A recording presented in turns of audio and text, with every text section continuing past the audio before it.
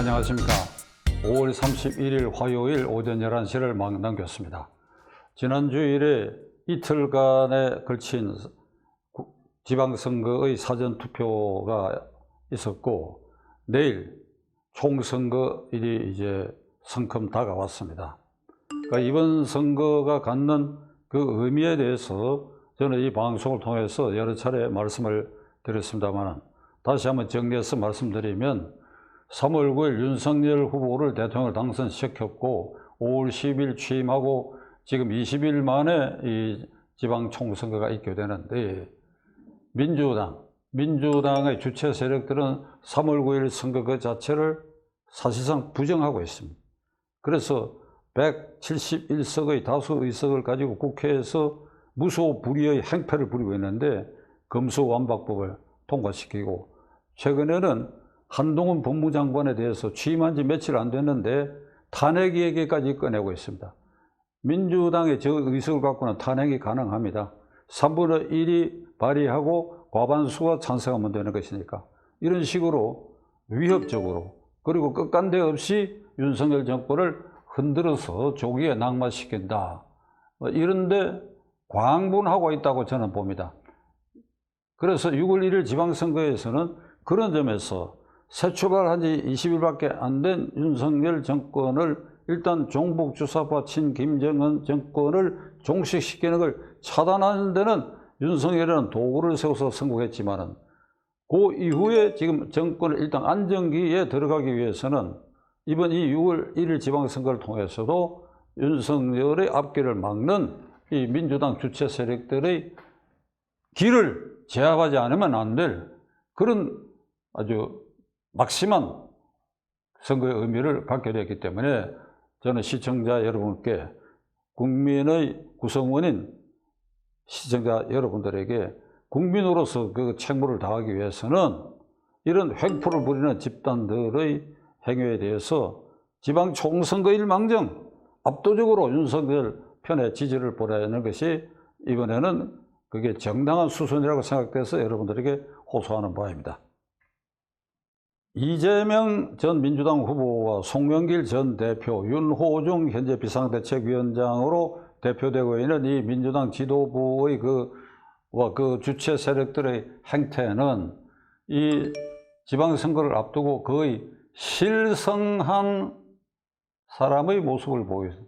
실성했다, 제정신이 아니다, 이성을 잃었다, 뭔가 어딘가 악귀에 씌인 사람들, 실성한 사람들의 모습을 보여서 이들이 이끌어가고 있는 이 민주당이 실성한 집단화 지금 되어가고 있다고 하는 사실을 우리는 지금 똑똑히 보고 있습니다.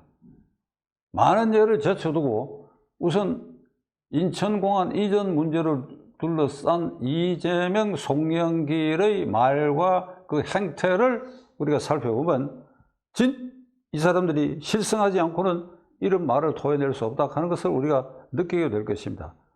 이재명 전 민주당 후보는 개항을 입후보해가지고 초기에 기세 좋게 나가다가 지금은 국민의힘당 윤형선 후보에게 사실상 저는 밀리고 있다고 보고 있습니다. 그러니까 이걸 극복하기 위해서 불쑥 김포공항 이전 문제를 드러내놨는데, 이재명의 논리는 이겁니다. 김포공항의 수용 능력을 인천공항에 붙이면 된다, 이거죠. 그러면 서울 남북 간의 이 인천공항 접근이 어려운 사람들은 청주공항이나 원주공항을 이용해서 부산이나 제주도로 가면 된다, 이런 안을 내놓고, 또 하나는 반드시 수직 이착륙기가 이제 개발될 단계에 와 있다. 그러니까 큰 면적의 공항이 필요 없이 수직으로 승객을 싣고 수직으로 그 자리에서 떠서 제주도를 가가지고 이렇게 승객을 실어 나르는, 그러니까 이재명의 말대로 하면 수직 이착륙기가 상업화된다고 한다면 그거야말로 뭐 면적이 별로 필요 없는 그런 일이 될 텐데, 이걸 제가 좀 알아봤습니다. 수직 이착륙기가 현재는 미군이 해병대 상륙작전의 보조수단으로서 경전투기, 항공모함에서 뜰 수 있도록, 그 기체 무게도 적고 그게 폭탄 적재력도 적은 경폭격기를 상륙작전에 근거리에 도움을 주는 요런, 그러니까 헬리콥터보다도 좀 강화된 그런 전투기가 수직 이착륙기로 사용되는 것이 지금 첫 사례에 불과하고, 여객기를 수직 이착륙한다고 하는 것은 그건 현재로서는 꿈 같은 얘기라는 것입니다. 가령 예를 들어 보면 전보기는 약 400명이 탈 수 있는데 400명을 태우고 미국을 가는 비행기의 경우에 전보기가 자체 무게가 10톤, 그 다음에 기름, 그러니까 항공유를 탑재해야 되는데 그 무게가 10톤, 그 다음에 400명 사람과 거기에 따르는 화물을 적재하는 것이 20톤. 그래서 전보기가 한번 이렇게 날기 위해서는 40톤이 이렇게 날아가게 되는데, 이게 이제 국내선에 취항하게 되면 150 내지 200석 규모의 중형 항공기가 지금 다니고 있는데, 요걸 줄이더라도 15톤 내지 20톤의 무게를 가지고 서울, 부산, 서울, 제주 간을 운행을 하고 있는데, 이게 수직으로 뜬다고 하는 것은 현재 기술로서는 아주 요원한 일이고, 글쎄 인지가 발달돼서 30년이나 50년 뒤에 현실화될지는 모르겠으나 현재는 공상과학 소설의 소재감에 지나지 않는 이 일을 이재명은 2년 임기의 보궐선거에 나와가지고, 그래서 인천공항을 공항으로 김포공항을 흡수하는 대안으로 수직 이착륙기까지 언급하는 사태에 이르렀다면 이건 제정신이 아니죠. 제정신이 아니죠. 여기에 곁들여가지고 송영길 대표는 더 황당한 소리를 한 것이 앞으로 KTX로 제주도까지 연결할 수 있다. 그럼 2시간 만에 간다는 겁니다. KTX가 난스톱으로 중간 정거역인 대전, 대구에 정거하지 않고 부산으로 직행하는데 2시간 15분이 걸려요. 그 중간중간 서게 되면 빨라야 2시간 30분, 2시간 40분에 지금 KTX 부산까지 달리는데, 무슨 수로, 그리고 언제, 어떤 방법으로, 어떤 예산을 들여가지고 이게 육지에서 제주도로 있는 해저 터널을 언제 어떻게 뚫어가지고 서울에서 부산까지 2시간 만에 갈 수 있다 이 말인가. 이것도 황당무계한 소리고 실생한 사람들이 이 얘기 같아요.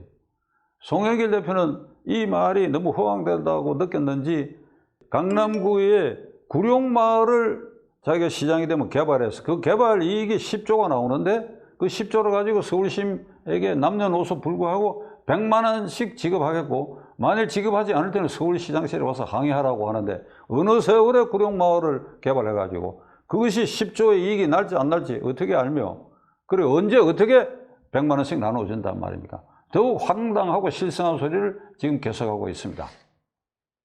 김포공항 이전 문제는 이재명 후보가, 글쎄 이런 표현이 어떨지 모르겠습니다만 제가 보기에는 어떤 평론가 말대로 악랄하게 짝이 없어. 악랄하게 짝이 없다고.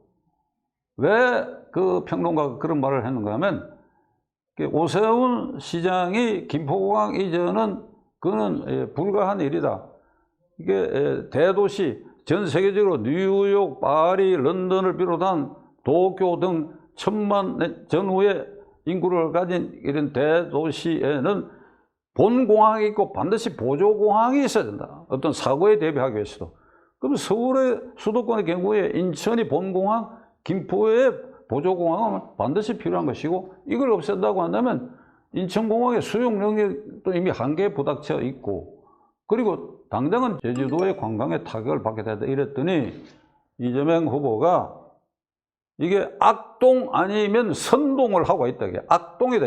이게 오세훈이는 악동 아니면 선동하고 있다.